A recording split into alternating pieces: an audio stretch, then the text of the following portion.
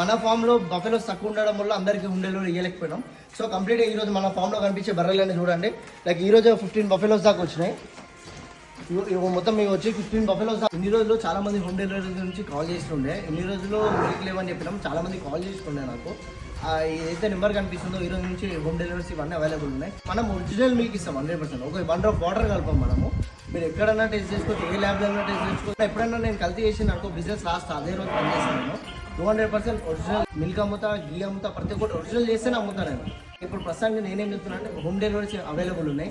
దాని నుంచి మంచి క్రీమ్ వస్తుంది. ఆ క్రీమ్ నుంచి నెయ్యి తయారు చేసుకొని మీ పిల్లలకి ఏమైనా బయట అయితే కొనకండి. ఇంతమందికి నేను కూడా ఇవ్వలేను చెప్పాలంటే. నాకు గీ ఆర్డర్స్ కూడా చాలా వస్తున్నాయి నాకు.